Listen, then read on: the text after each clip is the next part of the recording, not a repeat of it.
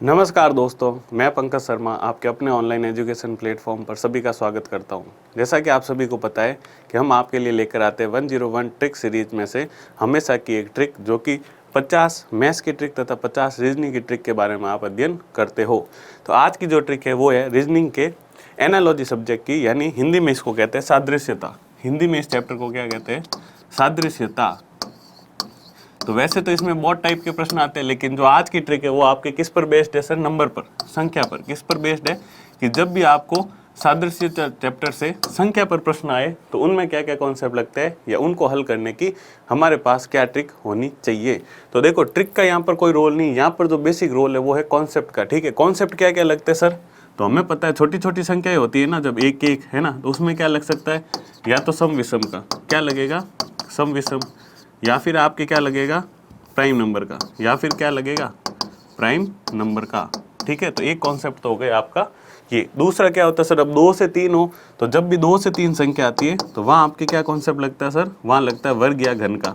वहाँ क्या लगता है? वर्ग या घन का। तो मोस्टली जो कॉन्सेप्ट होता है ना वो आपके क्या होते हैं? जो 2 से 3 में होते हैं वो वर्ग घन होते हैं, या फिर इंटू करके प्लस माइनस हो जाता है कि जैसे वो उससे डिवाइड हो रहा है या वो उसका मल्टीपल है। तो ये आपके कॉन्सेप्ट यहाँ पर लगते हैं।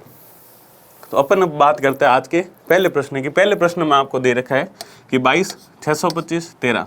अब देखो, यहाँ ऐसे क्वेश्चनों को हल करने के लिए आपको क्या होना चाहिए? कुछ वर्ग या कुछ घन तो याद होने ही चाहिए, वरना आप सोच रहे हो सभी हमें एग्जाम में ट्रिक मिल जाएगी, तो ऐसा आपके पास कोई ऑप्शन नहीं होता है।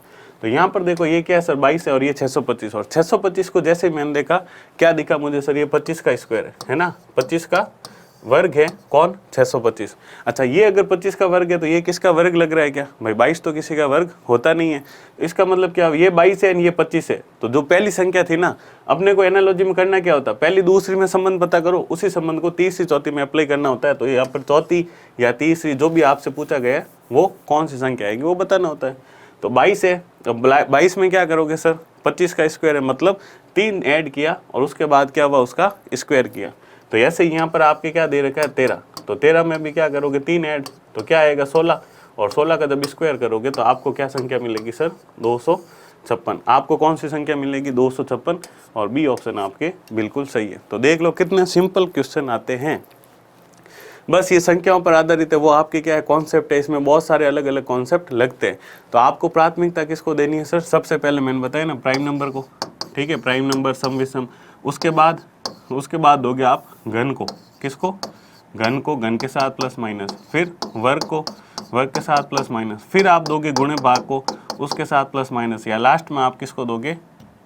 प्योर प्लस माइनस को, कि भाई अगर कोई नेगेटिव हो रहा है तो ही। तो ये आपके कॉन्सेप्ट की क्या रहती है? जब आपके एग्जाम में क्वेश्चन आता है ना, तो इन ट्रिक्स को तो अपन ने क्या चैप्टर में अपन ने डिटेल में समझा है, लेकिन आज की जो ट्रिक है वो आपके किस पर आधारित है? वर्ग घन के आधारित कॉन्सेप्ट पर, या 2 से जो 3 संख्या होती है उन पर आधारित है।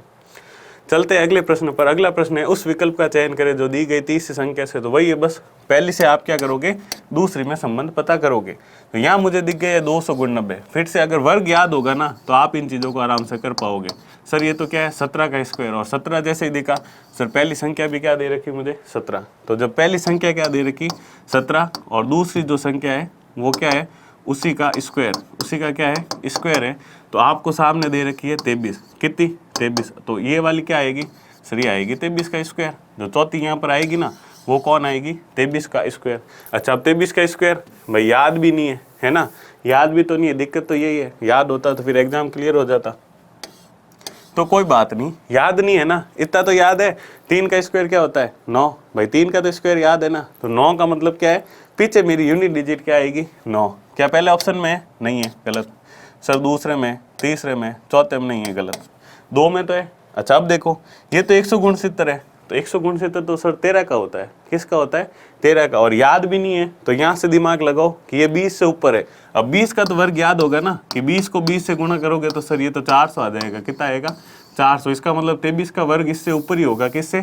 400 से। और ये तो क्या है? 200 से भी कम है। तो ये भी क्या हो गया? गलत। तो कौन सा ऑप्शन बचा? ये। कौन सा ऑप्शन बचा?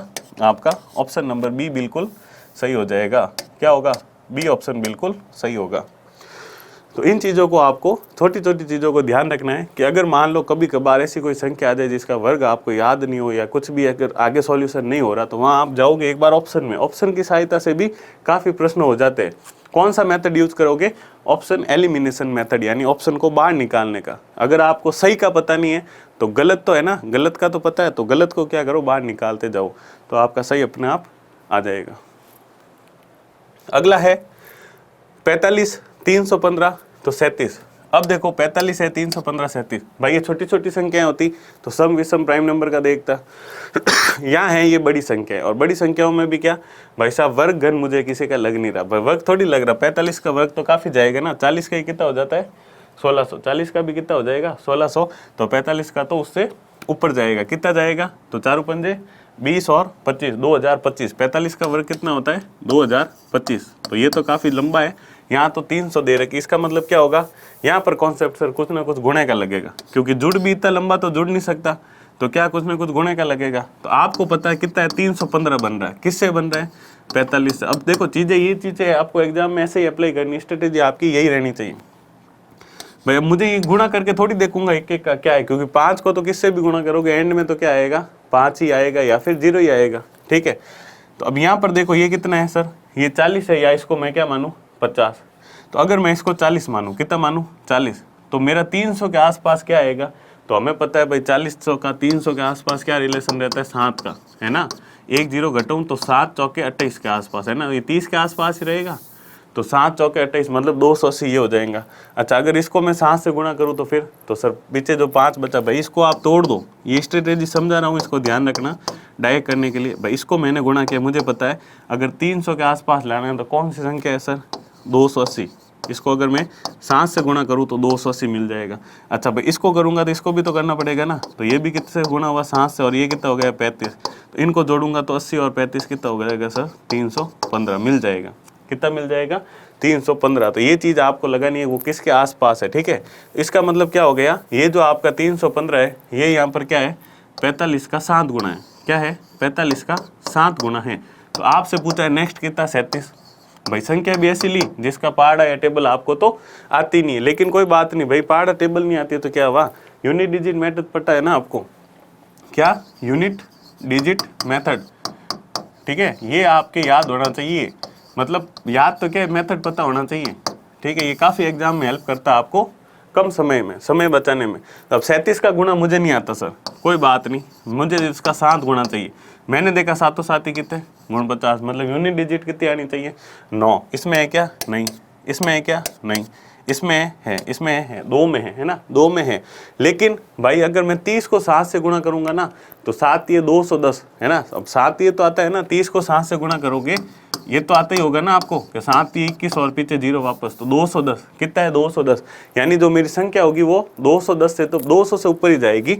यहाँ पर मैंने देखा ये कितना है, 169, मतलब ये तो होगा ही नहीं, क्योंकि 210 से भी प्लस जाएगी ना, उसको मैंने 30 माना, फिर 7 को भी वापस 9 से गुणा करूंगा, तो आपके कौन सी संख्या मिल जाएगी, ये।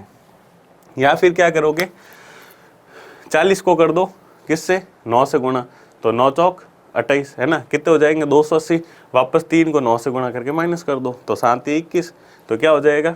अच्छा इसको किससे गुणा करना, 7 से है ना, तो कितने हो जाएंगे, 40 आते 280, और फिर 3 को 7 से गुणा करके माइनस कर दो।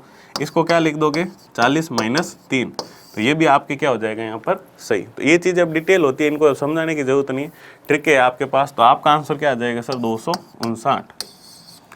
अगला प्रश्न देखते हैं, आज की क्लास का अंतिम प्रश्न।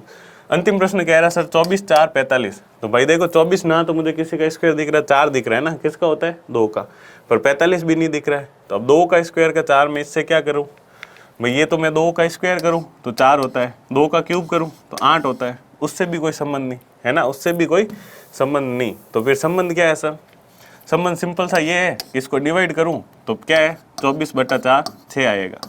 भाई पहली संख्या है ना वो दूसरी का क्या है, 6 गुना है, दूसरी का क्या है 6 गुना है। तो बस ये कॉन्सेप्ट देख लो आप, क्या है सर 24 है, ये 4 है, तो ये जो संख्या है मेरी ये क्या है, दूसरी का 6 गुना है। ये तो कॉन्सेप्ट लग रहा है, तो इसका मतलब क्या होना चाहिए सर, 45 भी 6 गुना। तो 45 आपके किसी का 6 गुना तो होती नहीं है ना, 5 गुना हो सकती है, 6 गुना नहीं होगी, तो ये कॉन्सेप्ट भी नहीं है। तो फिर कॉन्सेप्ट क्या है, तो अब चलते हैं ऑप्शन में, है ना भाई, कॉन्सेप्ट दूसरा कुछ दिख नहीं रहा तो है कि ऑप्शन में चलते हैं। ऑप्शन में गए, सर 5 है, 7 है, 6 है, 8 है, और जैसे ही ऑप्शन देखे मुझे पता चल गया राइट आंसर क्या है 5। क्यों है? क्योंकि मैंने यहाँ पर देखा जो बाकी तीनों संख्या है ना वो 45 से डिवाइड, उनमें मतलब 45 का भाग जो आप क्या बोलते हो, सॉरी 45 में इन संख्याओं का भाग नहीं जाता है, ठीक है, 45 में इन सभी संख्याओं का भाग नहीं जाता, लेकिन आपके देखो 5 का भाग 45 में जाता है। उसी प्रकार जिस प्रकार 24 में 4 का भाग जाता है ना, 24 क्या है 4 से डिवाइड है, यानी पहली संख्या दूसरी से डिवाइड हो सकती है, तो यहाँ पर तीसरी संख्या ऐसी संख्या होगी, चौथी संख्या ऐसी संख्या होगी जिनका में तीसरी में भाग जा सकता है, या फिर तीसरी संख्या आपके चौथी से डिवाइड हो सकती है। तो यहाँ पर ऑप्शन कौन सा सही हो जाएगा? Option number A 5। ठीक है, तो इस टाइप के प्रश्नों को आपको ऐसे हल करना होता है। उम्मीद करूंगा आज का सेशन आप सभी लोगों को पसंद आया होगा। जल्दी से मिलेंगे नई ट्रिक के साथ नए सेशन में। धन्यवाद।